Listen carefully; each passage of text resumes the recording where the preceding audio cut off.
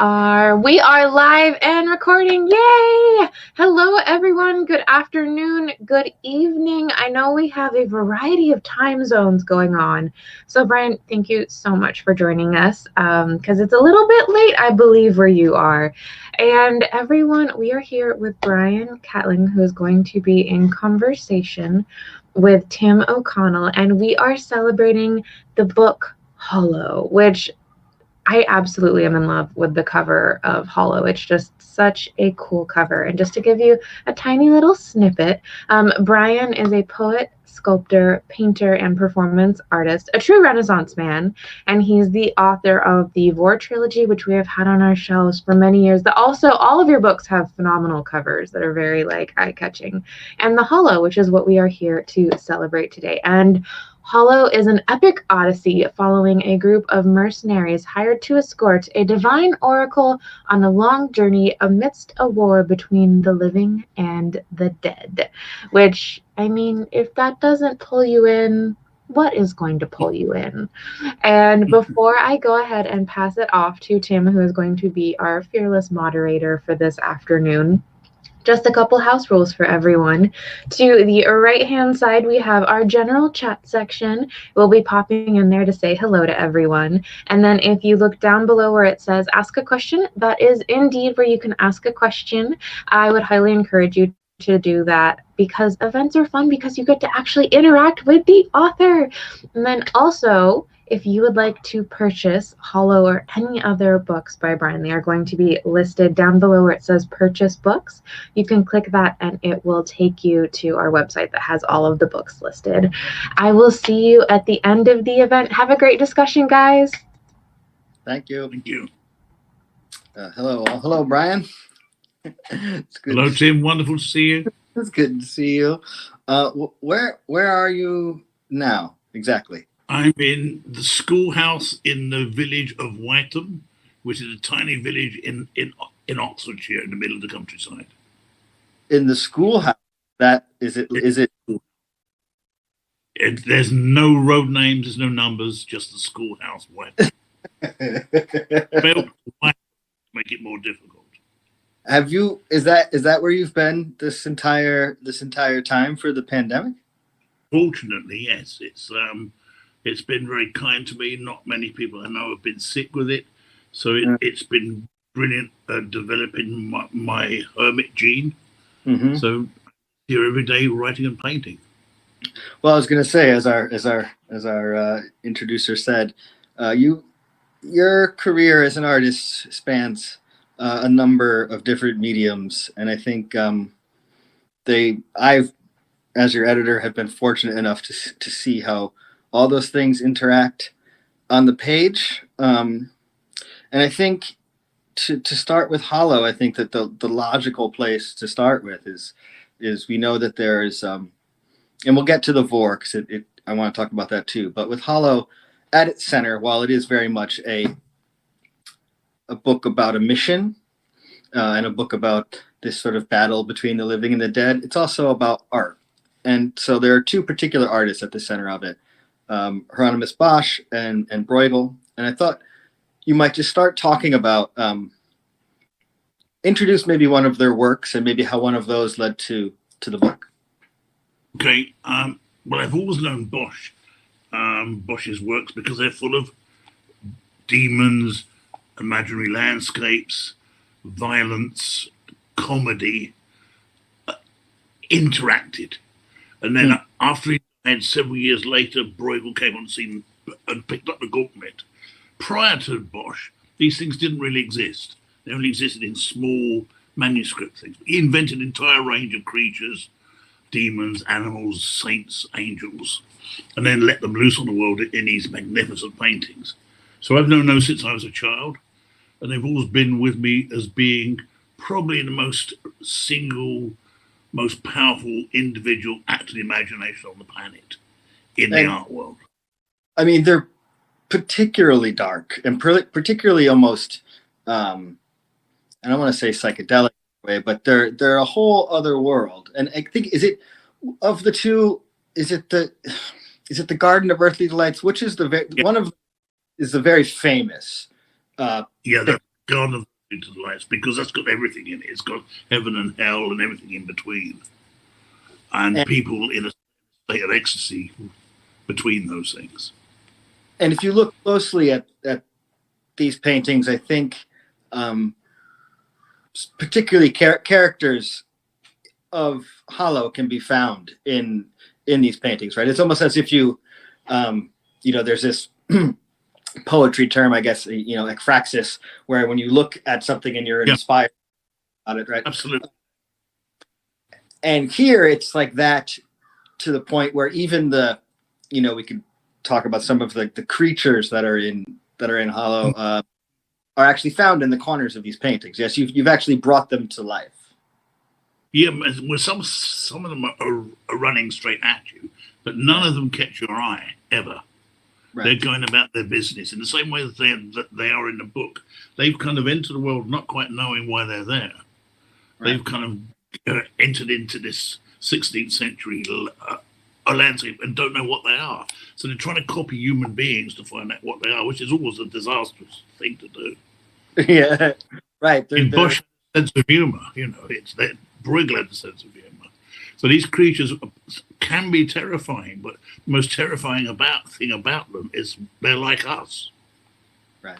They sort of reflect our deepest desires and all of the dark and, I guess, funny, good things that can come with it too. Absolutely. And stupidities. I mean, the humans painted in the pictures are not, especially in Bosch, they're always in a state of ecstasy. They're always floating in some other world. They're always not attached to a day-to-day life. Where in Bruegel they are. So in Bruegel, when the creatures enter the Bruegel world, they're up against people drinking and eating and being in life. Right. And that's a very interesting difference. And the other thing that amazed me, always amazed me, with all the wonderful films that have come out of Hollywood, with all of the monsters and creatures that has ever been made, all the different variety, no one ever has gone to Bosch and Bruegel. And just to give people some context, that's an absolutely great comparison. What era were these guys working in? Like, just to give, you know, 1600s.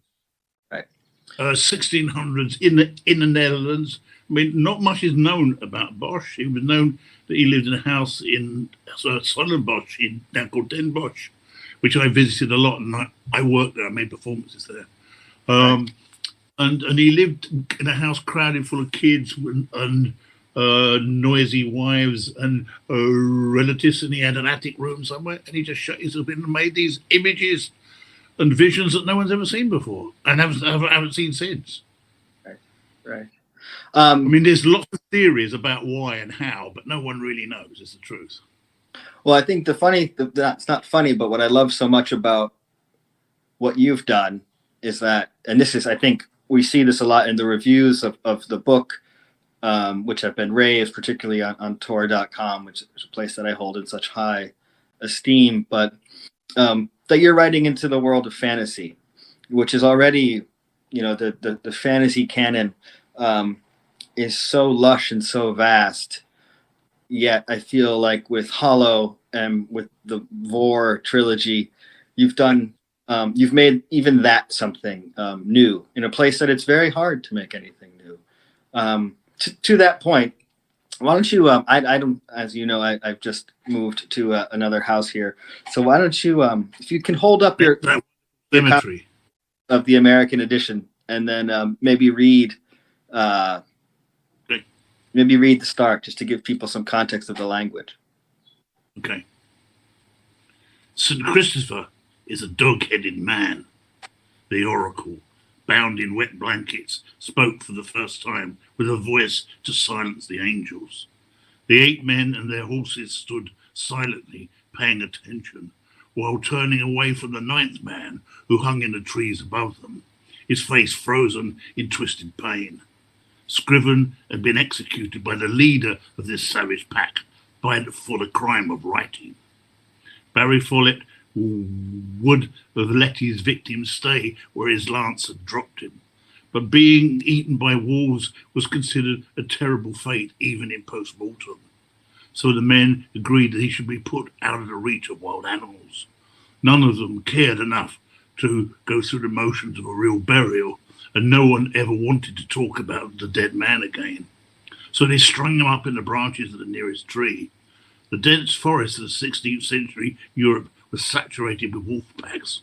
They had no fear of men, especially not in the high elevations of the ragged mountains. I love it. One of the things that started this book was the fact that people did genuinely believe that St. Christopher, the patron saint of travel, was a dog-headed man. People believed there were tribes of dog-headed men, and he was the most famous. And there's icon paintings of him in his robe carrying a cross with the head of a dog. I've seen one. There's one in Athens. It was a belief. Is that simply you came across that bit of knowledge from a painting, or is this something else that you kind of saw in a museum? I saw it in a museum, and then I tracked it down and found there are another 10 images of St. Christopher, who in normal Christian iconography he was always a giant. He was a big man, a soft man carrying Jesus on his shoulder. This is another creature altogether. Right.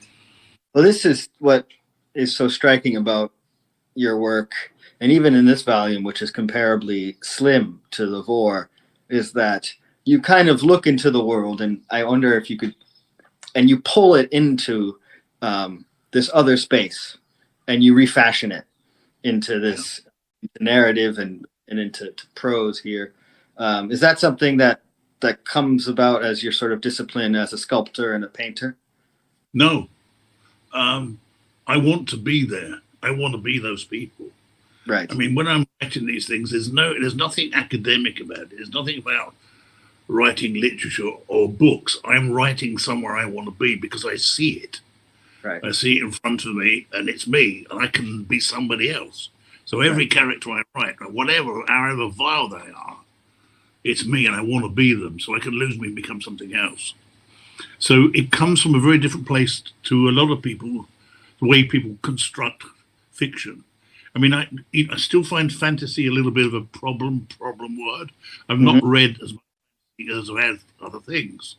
Right. So Edgar Allan Poe's description of his work as tales of mystery and imagination, for me, is much more accurate, even though I know I'm inventing fantastical places. Well, imagination is a very powerful,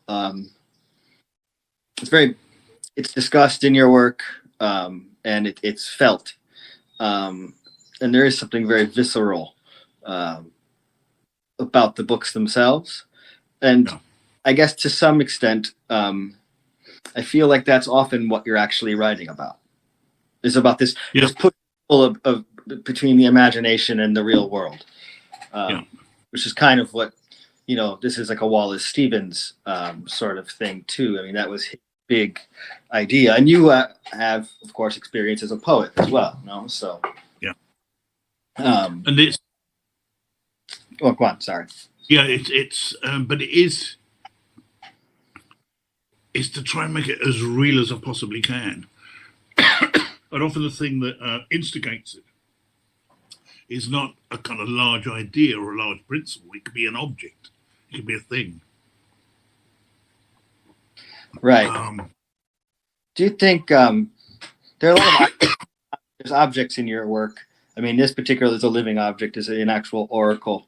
Do you feel that objects, particularly this maybe, I don't know if this is a stretch or not, but I've seen your work as a sculptor. Do you feel like objects are sort of charged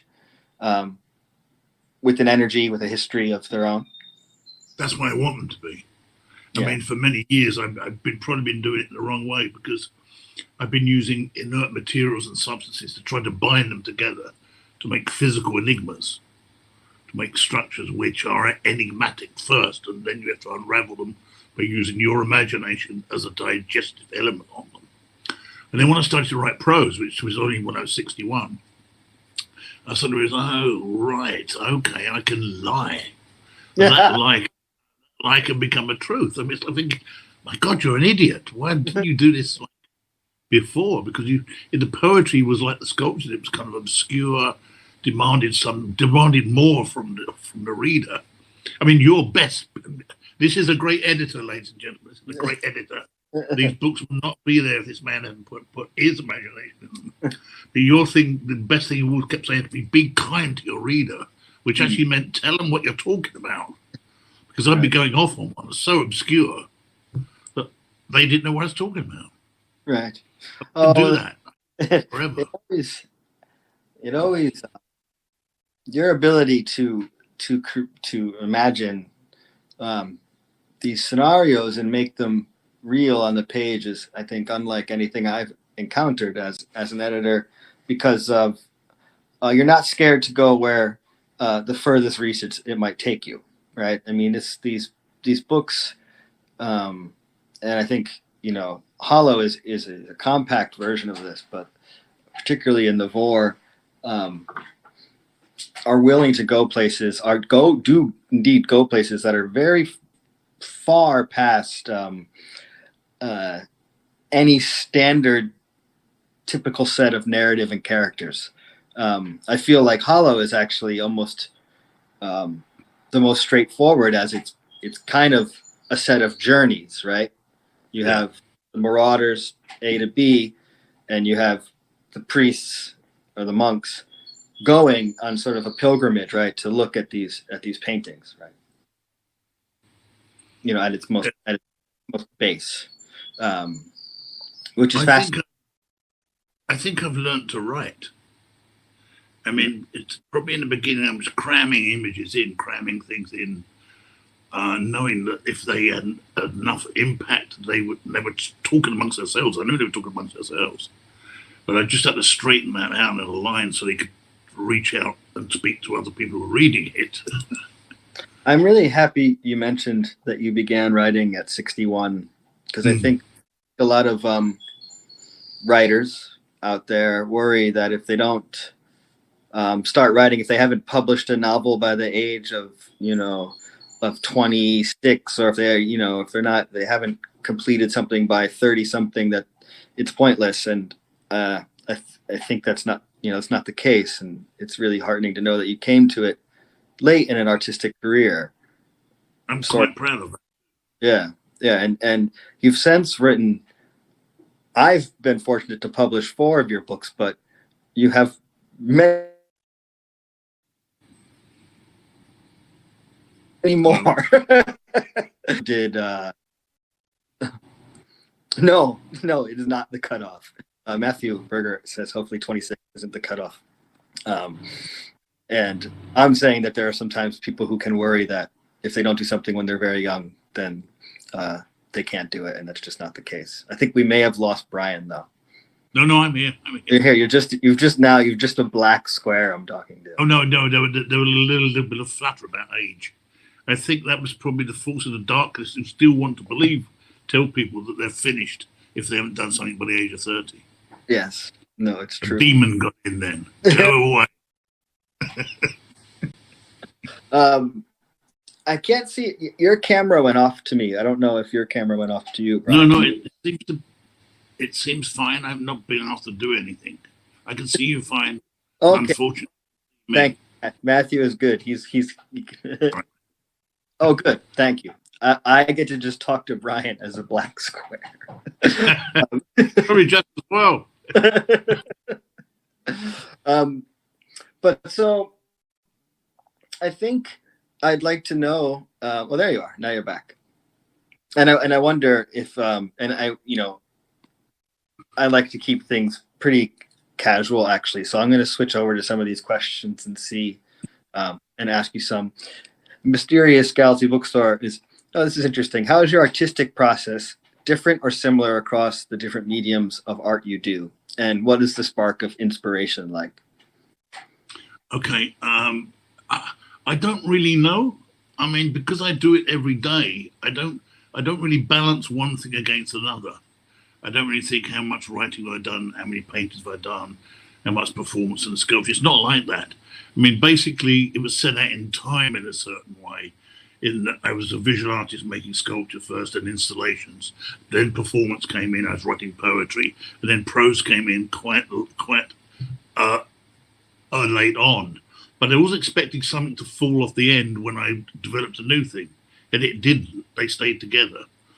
But often something I'll do in a performance, and it's only a moment, and it's never going to be seen again. It clicks back in as a work of fiction, clicks back in as an action, a character, and something else.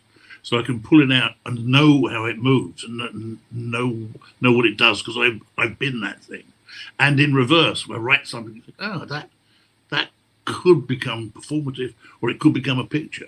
What I've never done is made images of my own writing. Every time I try to make a picture of the Vorrh or something else, it doesn't work. Interesting. So they keep themselves separate. Mm-hmm. Mm-hmm. Do you try to make something every day? I generally do. Yeah, I mean, I start to write at dawn. This year it's much easier. This time of year is much easier than it is in the winter. But that habit came about because I had a day's work teaching, so I started to work at sort of 9:30 in the morning. So I wanted to get something out before that, and that's carried on. I'm retired from teaching now, but that's carried on. So I do 2 hours from dawn, and then to carry on the day, and then pick it up in the afternoon, and then sometimes start painting. That's amazing. So would you say that that sort of routine can help in terms of approaching? Yeah, absolutely. Well, also yes and no. Yeah, yes, but it's also, what else would I do?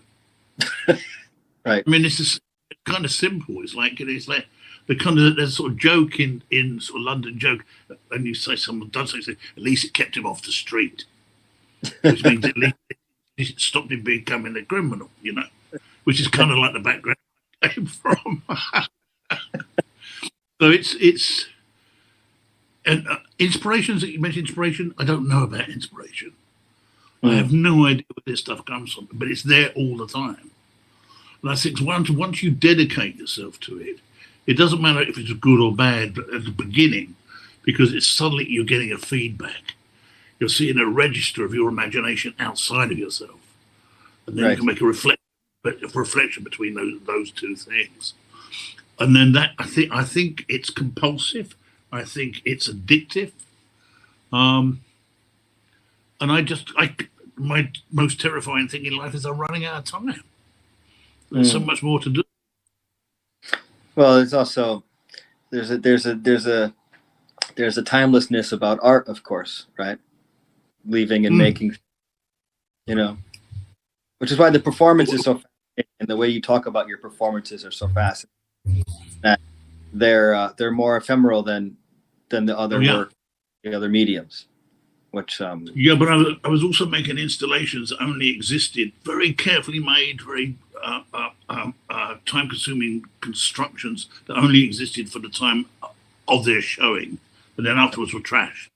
Right. And that's not the way of the art world generally. People want to sell everything, but I was completely different. Matthew Berger has a question saying, what fantastic creatures do you want to see more of in fiction? The answer to that is the ones I haven't seen yet. I mean, it's as simple as that. I'm kind of fed up with some of the old ones, that's for sure. Don't rerun that again. You got it right in the second time or the third time, Let's find something new. Let's not keep going back to dig things up. Let's do some new stuff. Or if you're going back, really go back. Well, it's funny. He has a pretty smart and interesting follow-up question saying, what are the challenges of writing fantasy that feature religion so heavily, right? Which is kind of a way of going back. Yeah. But I do notice it is true that you often have you often involve religion in your work, and I thought you could speak to that. Well, the Bible is an astonishing work. I mean, it's full of whatever the Bible means to you individually, as a series of stories. It's astonishing. Sure. And the other versions of it as well. I mean, it's not just that, but they're there. Mythology and the language that people invent to explain where they are and how they became so is intense. Well, a talking snake is certainly, a work of Yeah. of imagery and the imagination, right? But I mean, everything is couched in narrative.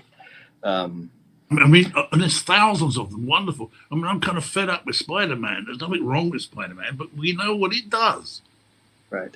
Did it once, why would it do it again? Does the same thing. Not very interesting. There's millions of other things, much stranger than Spider-Man.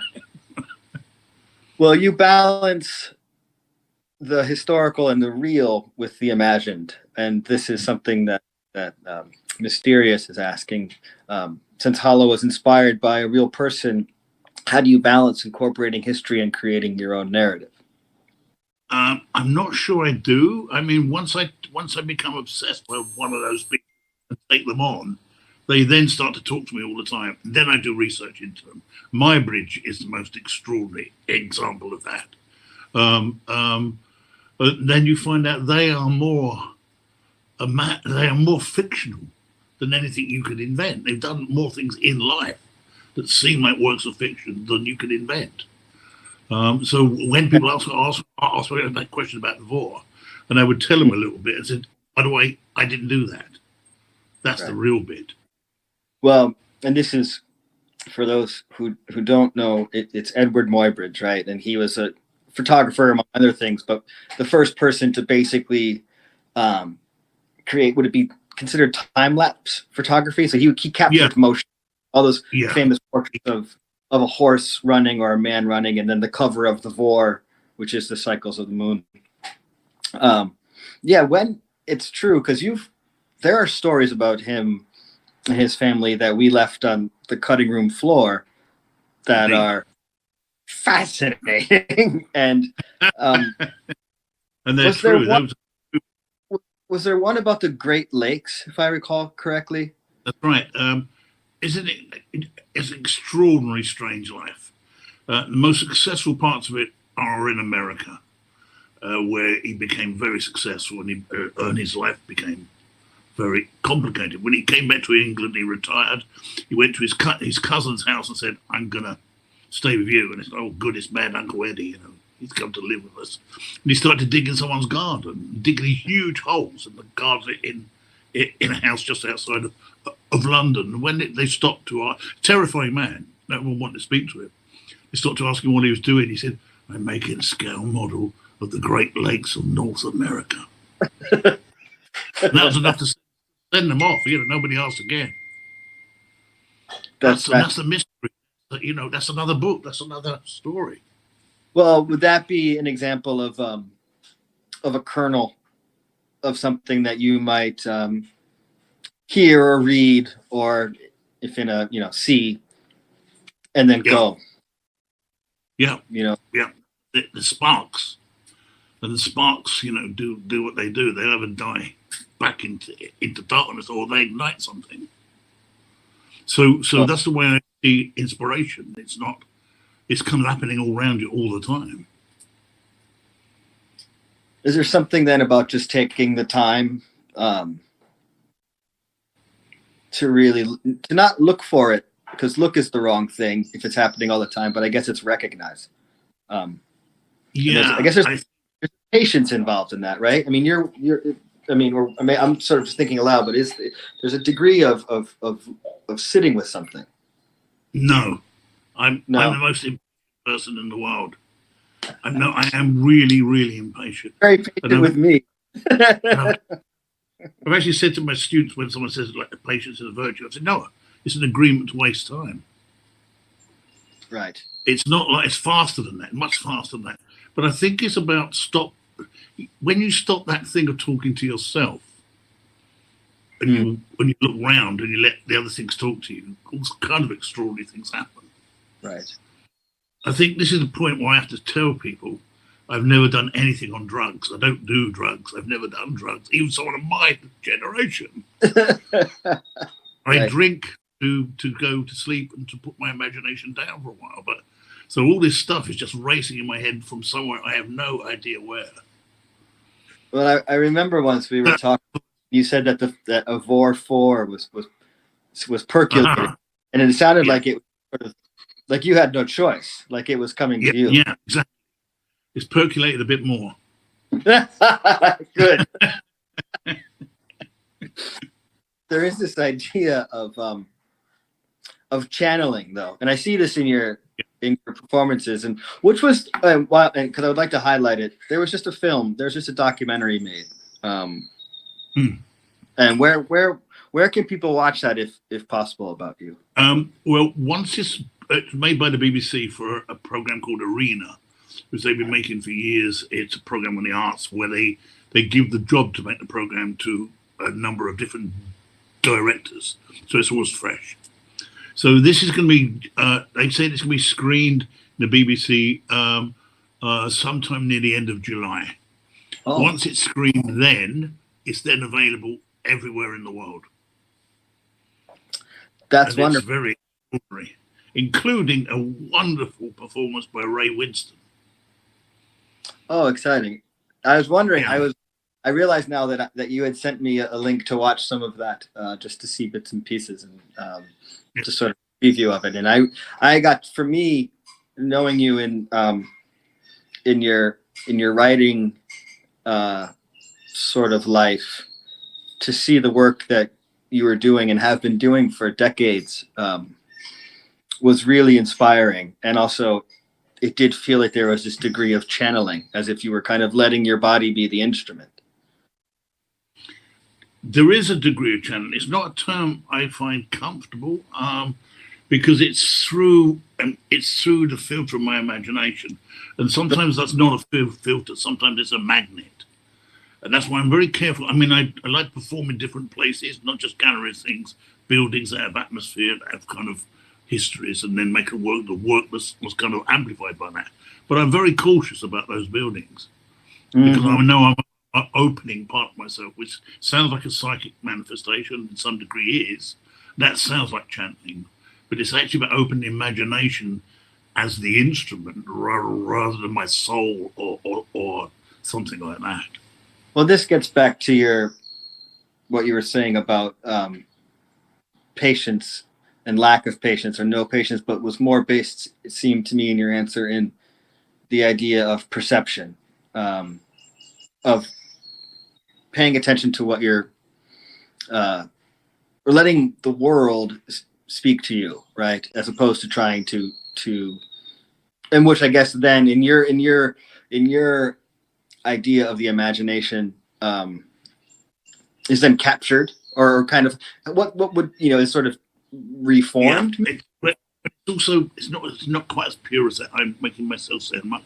Sometimes there's something that's so wonderful, like a movement of a bird or something in someone's life or an object. You think, I want it. I don't want to own it, actually. I've never owned objects. I don't have a house. I don't own things. But there's something I want, a quality of it. And it's kind of like possession, but not. But possession has two meanings, and they're both interesting.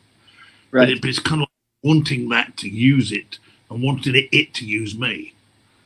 And so we pass through it, and then it's gone.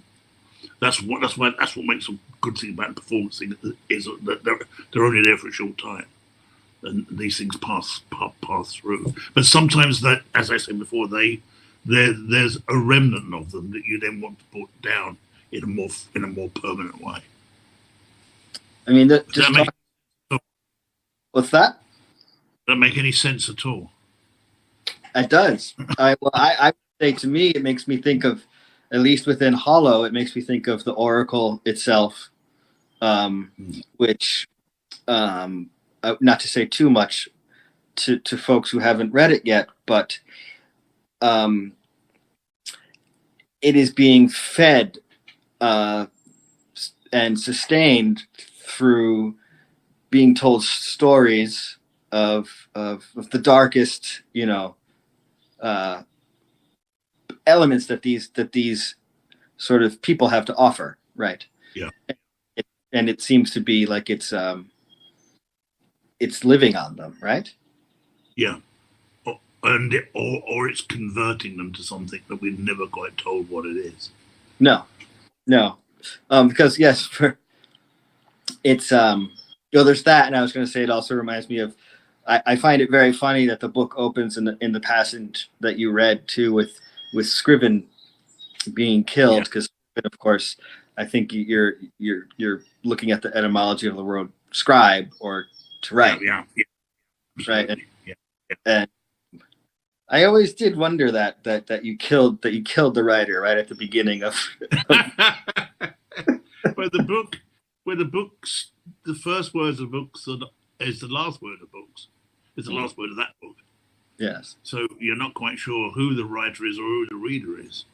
Hopefully. No, that's that the speaker is from a pretty distant perspective, but Scriven was killed for the crime of writing. Right. There was a sense that Barry Follett, who leads these people, was scared of what writing, the act of might what is that something what made you give this particular character, who's quite nefarious, that element? I like to think that you can be talking to somebody perfectly normal, but a perfectly normal conversation, know them for years, and then you suddenly find one thing that is totally incomprehensible about their hopes and fears. And they become fanatical about it. You go, okay, we won't talk about that ever again. But if you have one that's like that is also a mercenary, is also, in charge of this ruthless bunch, right, it's going to cause trouble one way or the other, sooner or later. And they're all like that. They're all flawed in a terrible way. Sure. Aren't we all? Yes. Thing. And the question I want to, this is maybe out of my own personal interest, and I will say to anyone else who's watching, if you want to ask any questions, just do so in the ask a question area, and I'll bring it up. I know there's can be like formal times for that, but we don't pay much attention to that.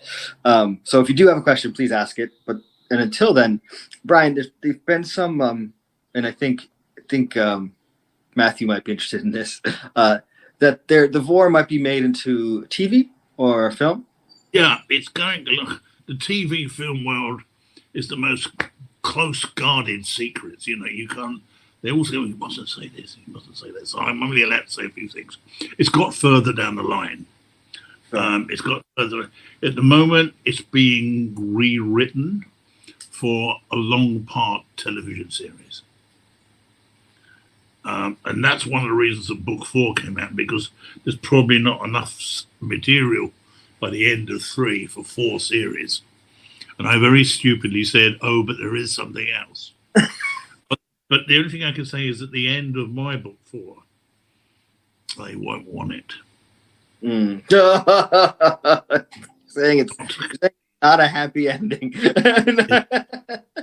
No. Well, this is interesting because, I just, for me, having been lucky enough to be involved with them, I applaud anyone who attempts to bring the world into. Yeah, I wouldn't want to do it. This is a question. What's your favorite bits of research from HOLLOW that didn't make it into the book? Ooh.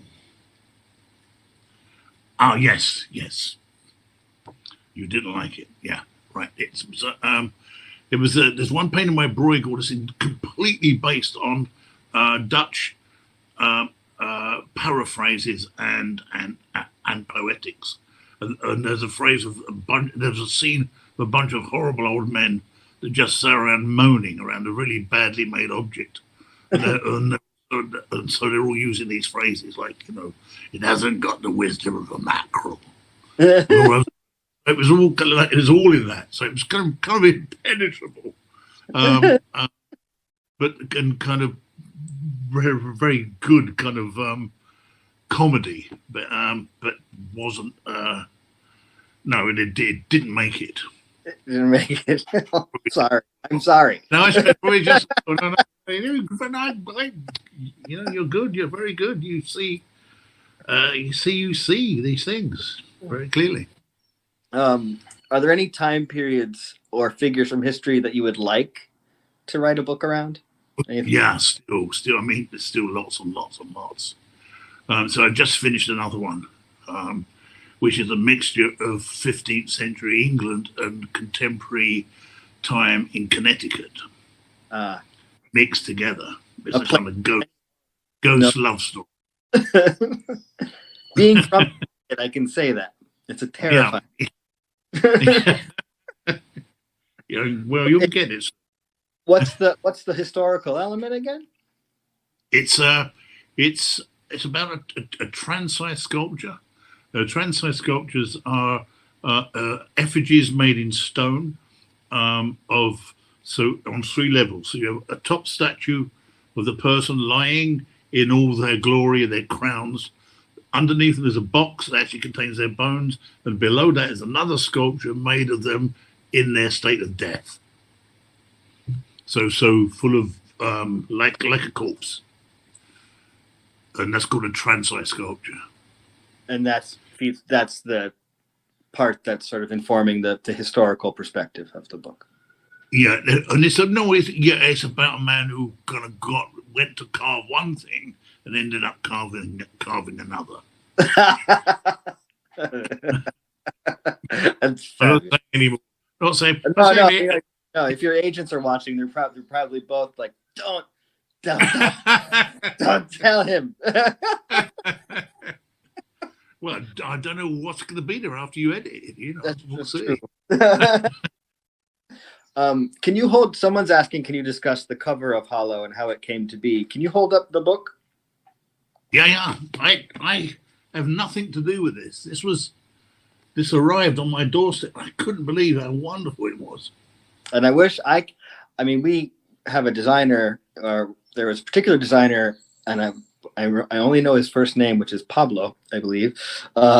And he's done all your books, and he's made these incredible covers for us. That's excellent. Now we can see it. And this was presented to me for someone, if you're asking the question, that we have an art department and we give them the manuscript and they find a designer they feel fits or might be have a particular reaction to the book. And in this case, we stuck with the person who did the Vorrh.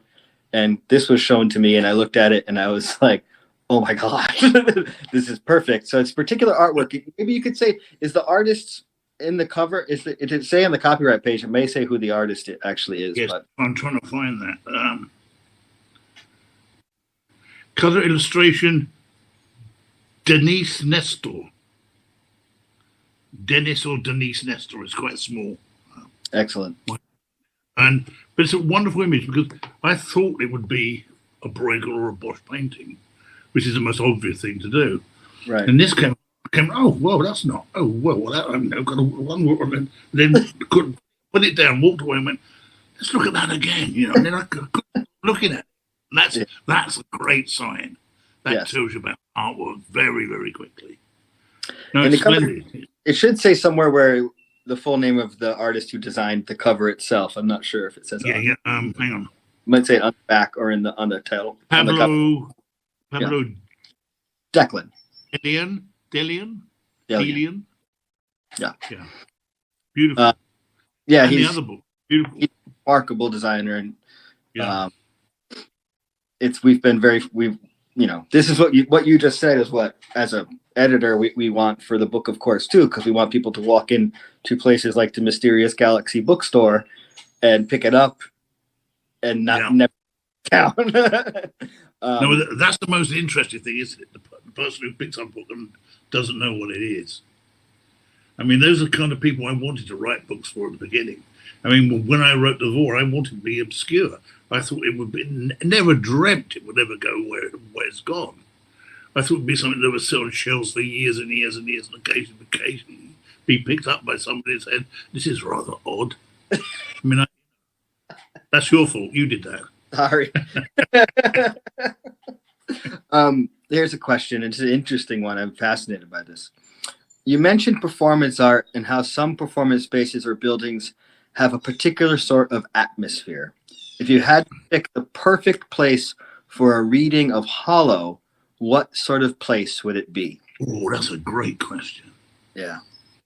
That's a really great question.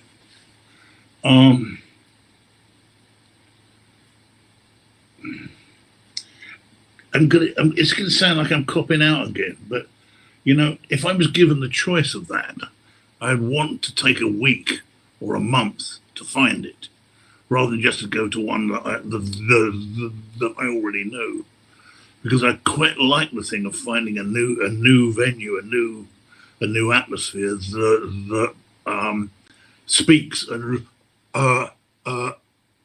resonates. Otherwise, I'm taking the thing back to the same place over and over again. I think Hollow, it's not in England. It's not, that place is not in England. It could be in America. It could be in the Netherlands, but it's not in England. I don't know where it is. I have a kind of feeling for it. It's not a monastery. It's not anything that's actually in the book. It would be something else. It could even be outside. And that's, I'm thinking as I'm saying this, I'm making up and going along. So it could even be in the wind. You know, reading it against the landscape, reading it in the wind. There's a lot of snow in this book, so maybe that's the answer to that. I've never read in the snow. I like that. No, why? I'd love to. You know, there we go. See, now you've done it. That question's done it. Now I'm going to have to do that.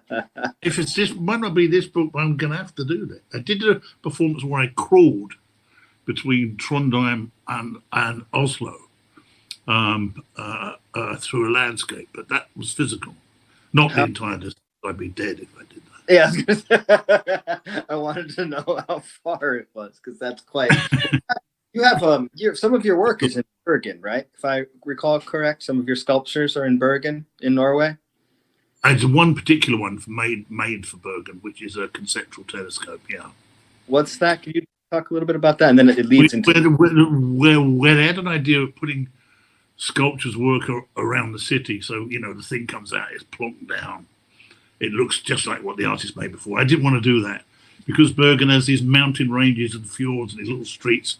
I wanted to make something else. So what I did, I took the image of a lens and made 5 lenses and placed them in the landscape as physical objects, so you could line them up in your mind to see through them. But they were made of different materials, different sizes. The smallest one was made of silver, was this big, and the biggest one was about 12 feet across and was made like a Viking boat. It was up on the mountainside. And when you see it sometimes in a year, it looks like a hole because it's black. It looks like a hole against the snow. And there were other ones in between, you know. Well, the one I really liked, because I love libraries, was actually in the old library. So what I did was to hollow out the center of a book like this, and then make a circular lens out of paper and just put it back in the book. And there was no words in the book. Just close it. Yeah. You have you come back to photography and early photography a lot in your work, and this is a question from audience as well. How did you stumble upon? How does that influence you? Why that fascination? I did it as a kid. I did darkroom photography as a kid, and it's very weird. Yes, you're in a tiny room. It's often converted to a kitchen or a bathroom with a red light, with your hands in these smelly, strange chemicals. This image floats up in the water.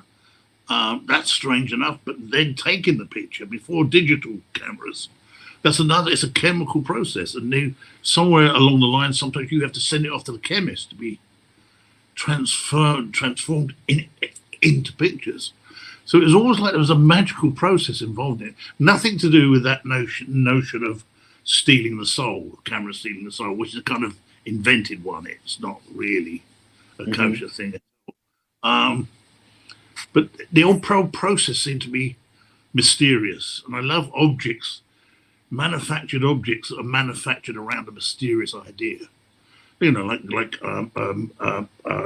compasses, cameras, telescopes, things which contain another world inside them, but they are physically made structures. Well, and there were some wonderful things made by other cultures as copies of these things, made of completely different materials that could never be a camera, but have all the principles of camera in them. Well, this makes me think of the Camera Obscura in the Vorrh, the gigantic one in the house. You must, for those who first invented that process of capturing light that way, it must have just been such a terrifying and magical experience to watch this image from the world reappear. And some of the first ones, stunning pictures. I mean, really stunning pictures. Yeah. I was also very, very interested in people like Ted Serios, who, psychic photographer, would hold a land camera, Polaroid land camera, to his head, go into these fits, and then produce images. Wow. They've never really found a satisfactory reason if they were fakes. Why would he do them? And he was the kind of guy who would not, he wasn't that in the world anyway. Mm. Mm-hmm. And so all of those fringe things all kind of feed into it. And I came across stories of a man in London who went to Speaker's Corner, which is a place where people can say anything they want, any nonsense, because he wanted to photograph ghosts. So he's doing it in broad daylight, trying to photograph ghosts in between people. I love it. So, but I think the notion of a box that collects things, it's again going back to Muybridge. He went into parts of Indian nations that any other white man who went into was immediately killed, because he didn't carry a gun and he didn't carry anything. He carried a black box. Right.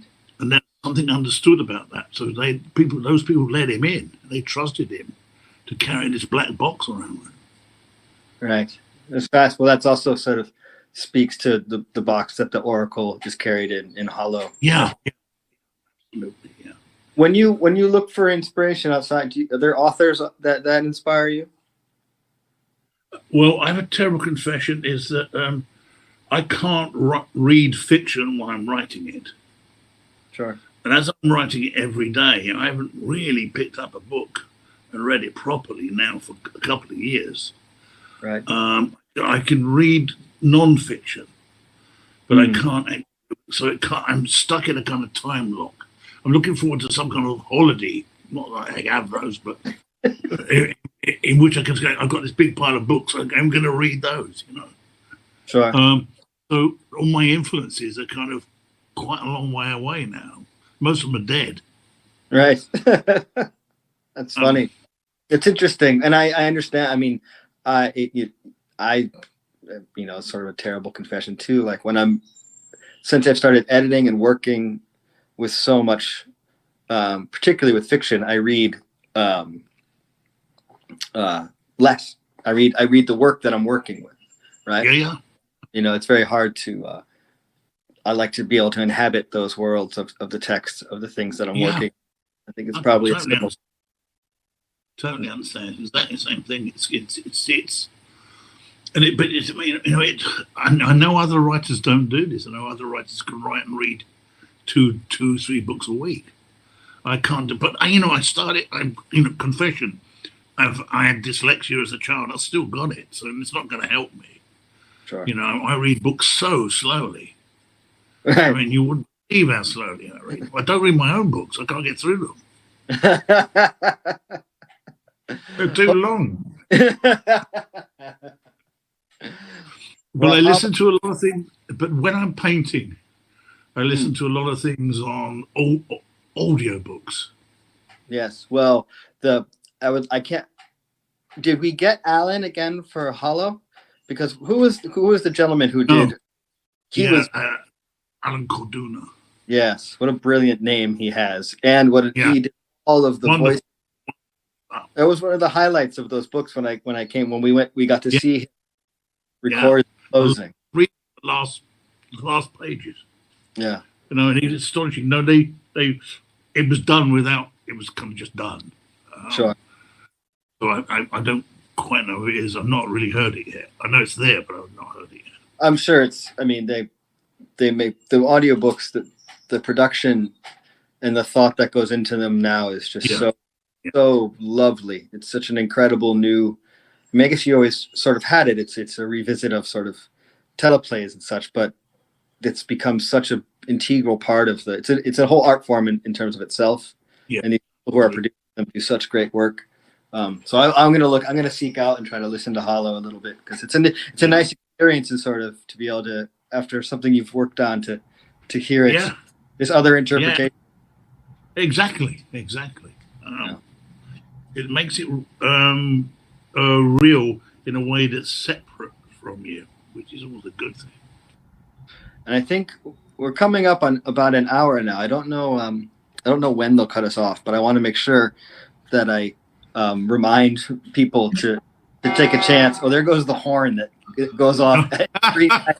I was hoping it would make I'm in Jamestown, Rhode Island, and every night at 6 o'clock they shoot a horn off. Oh goodness! So that's brilliant. How does your cat respond to that? We literally have a horn. I have to confess, I've never had a horn to signal the ending of an event before. That is a new one for us.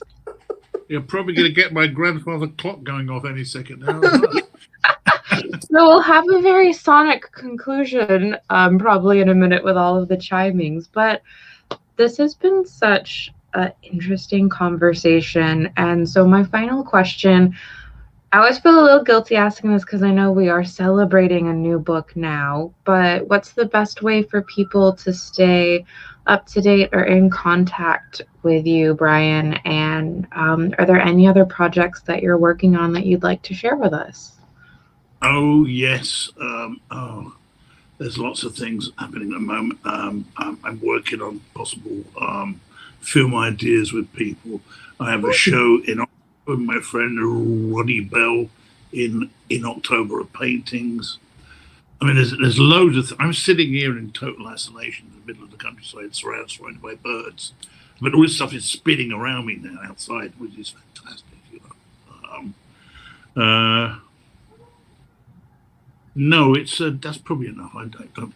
You probably got enough. I mean, Hollow is the most exciting, because Hollow has just been born, so it's.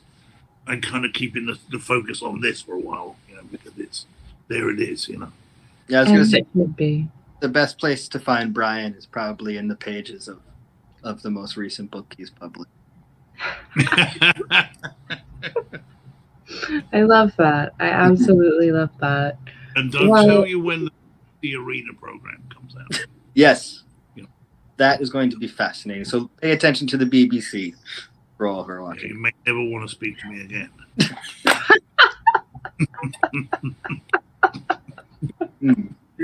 Well, everybody keep your eyes out. I know I, as well as a lot of people at the bookstore, love like BBC stuff. So I'm sure that people will be able to see that and watch it.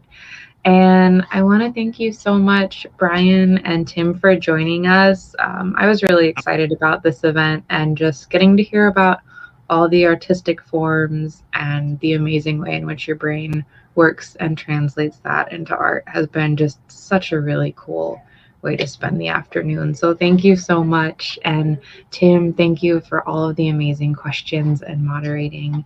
And also to everyone for the questions that they had as well. If you would like to buy Hollow, I have to make sure I don't say the Hollow, because it's such a my brain wants to do that, but it's not the Hollow. It's just Hollow. And if you would like to purchase Hollow, there'll be a purchase book button down below. And once again, thank you so much for joining us, and have a lovely rest of your afternoon, evening, morning, whatever time it may be for you. And we'll see you all on the next one. Goodbye. I know. Bye.